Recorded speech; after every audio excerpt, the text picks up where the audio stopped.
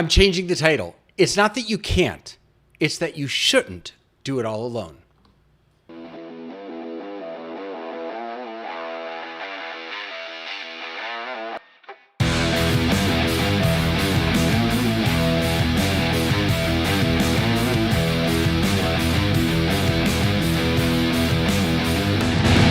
Hey everybody, Rabbi David here, your Torah tech guy, and I'm here on Torah Tech Tips where I strive to share great tech for your great Torah.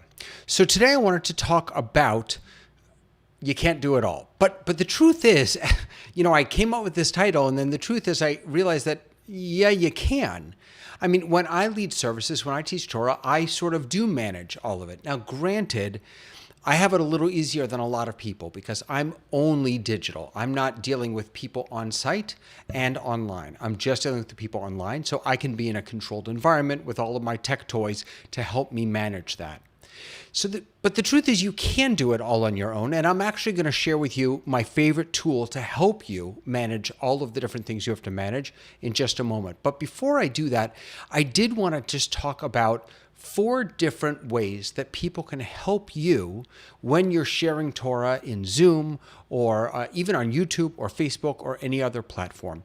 4 specific ways. This could be 4 different people, or it could be 1 or 2 people that are splitting up these different tasks. So let's dive right into the first of the 4 tasks. The first is probably the most important, and that is to help you monitor Zoom security. And what I mean by Zoom security is you should have a waiting room for all of your classes. Even if you think the same regulars come every time, you should always have a waiting room. And you can have someone to help facilitate that waiting room to make sure that people are getting in when they should be getting in. People who are not supposed to be getting in are not able or are not allowed into the meeting. Zoom security also, though, means someone who's keeping an eye on what people are saying, what people are chatting, if people are, if you have screen share enabled, that they're watching that, and that people are also watching people's names underneath. So if you have someone joining you who maybe you don't recognize, you want to have someone who's also keeping a name on their, keeping an eye on their display name.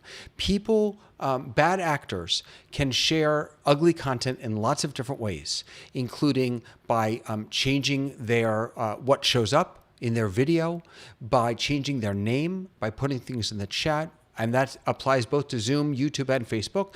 Having someone to watch those, sorry for the ding-dong, the doorbell, having somebody to watch those spaces and make sure that you get rid of bad actors can be really, really important to the success of your Torah. You don't want these folks distracting from the beautiful gifts that you're sharing. All right, second thing, a mute master, someone who really knows how to use that mute button and how to facilitate people muting and unmuting. So that's someone who is really dedicated to making sure that if someone should not be unmuted, that they are muted. And if someone's struggling to unmute themselves when you want them to unmute, that this person can, in the chat perhaps, support them and help them do that.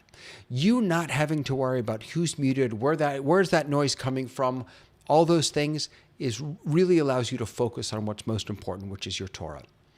Third way that someone can help you, chat moderation. Now for chat moderation, this isn't really just about the security that I talked about before. This is about engagement. This is someone who's watching the chat, who's engaging with people, who's responding to their thoughts, to their questions, who's maybe sharing important links. So if you are inviting people to look at a website, or if you're sending people a PDF that you want them to download, this is the person who uploads that into the chat. This is the person who puts those links into the chat. This is the person who can help support people if they're having trouble accessing something that you're sharing in the chat. It's really about the personal relationship that one person can build within the chat space. And again, this is for Zoom, this is for YouTube, this is for Facebook.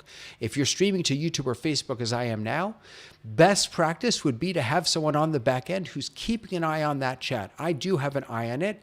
I'm not sure if I'm seeing all the chats, but I'm keeping an eye on it. But honestly, if something were to go wrong, if a bad actor were to pop in, or if someone were to ask a question or ask for a link, I'm not sure that I'd really be able to give them the time that they deserve in the course of this little stream that I'm doing. So having someone on the back end who can engage with people in the chat is really, really important and incredibly powerful for your participants to feel heard, to feel respected. The fourth thing that someone can help you with on the back end is for breakouts and apps. If you are using breakout rooms, or if you're using any Zoom apps like Mentimeter or any of the others that Zoom has recently made available within their ecosystem, having someone who can facilitate all of that, who can launch those polls. I should have put polls up here also. Launch those polls, open the breakout rooms, assign breakout rooms, send messages to people when they're in breakout rooms saying 1 minute left or whatever the message is. Having someone who can do all of that for you so you can focus on the Torah and so you can then cycle yourself through the breakout rooms and again, be with your participants, make that personal connection. Having someone to do that is really, really helpful. So again, this could be 4 different people, or it could be 1 or 2 people. Someone to watch your Zoom security, to be your mute master, to watch and participate in chat moderation and participation, and someone to help you with the breakout apps and polls and anything else that you might have. I pressed the wrong buttons. Sorry about that. I've been in a number of shows recently when we've had one person, as I mentioned, sort of monitoring the waiting room, one person moderating the chat, and it really has left our host, or in our case, it would be our teacher, free to really be focused on the content of what they're sharing. And so you can do it alone, but you don't have to. If you do find yourself alone, I want to share with you, and I've done this before, but actually I'll give you 2. I'll give you my 2 favorite tools for moderating and facilitating and teaching in Zoom or anything else for that matter. The first is dual monitors. Having 2 monitors, I find really, really helpful. It allows me to have Zoom on this window and my content on this window. Whether it's 2 different computers or 1 computer, it doesn't really matter. But having your content, well, it does matter if you need to share that content in Zoom. You want that on the same computer. But having your content on one and your participants on another allows you to not have to worry about where did this window go, where did that window go, I can't see my participants, where's my Zoom window. It lets you, again, this is all about helping you share great Torah. And the last tool, this should be the first tool, actually. The first tool is a Stream Deck. Now, I've been using one. In fact, when I just screwed up and pressed all those buttons wrong, that's what I was using. Let me show you. This is my Stream. Nope, that's not my Stream Deck. Hello, is my Stream Deck. It just fell out of its case. This is my Stream Deck. This is the big daddy of the Stream Decks, which you can see here. Let me actually turn this picture off. There we go. This is the big daddy, the 32-key Stream Deck. I also have this smaller one over here. Let me see if I can show that to you. There's the little baby. And there's even a smaller one. There's a 6-button Stream Deck also. But the reason why the Stream Deck for me is so important, and I'll show you on this screen, is that along the bottom here, these are all of my Zoom buttons. So if I want to mute myself, I have a button for it. If I want to open up the Zoom participants window, I have a button for it. If I want to open up the Zoom chat window, if I want to screen share, I have a button for that. If I want to toggle, I do this all the time, between speaker grid view and active speaker view, I have a button for that. You may know that if someone spotlights someone, it will automatically switch you to active speaker view. Well, even when someone is spotlighted, I like to be able to see the whole gallery. And so having this button here is really helpful. And then, of course, one to end the call. A Stream Deck makes everything that you need to do in Zoom and pretty much everywhere else a whole heck of a lot easier. A whole heck of a lot easier. They're not that expensive. They're easy to use. If any of you want to get one and want some help on setting yours up, let me know. I'm happy to help you. You can find out how to reach me at TorahTechGuy.com. Just head over there. You'll be able to get a bunch of really helpful information. I have guides. I've got links to the gear that I use, links to the software that I use, lots of different workshops I'm offering, really good stuff over there. And it's all for you. Great tech for your great Torah. So you don't have to do it alone. You can.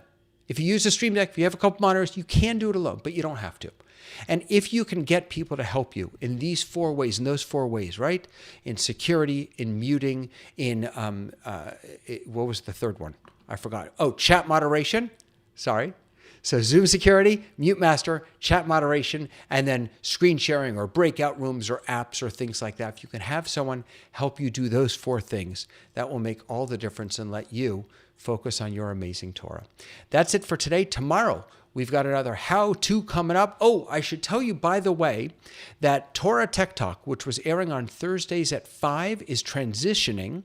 We're going to take this week off. We're transitioning. Leo and I are going to be hosting Synagogue Tech Forum, which is still going to be on Thursdays, but a little earlier at 3 o'clock.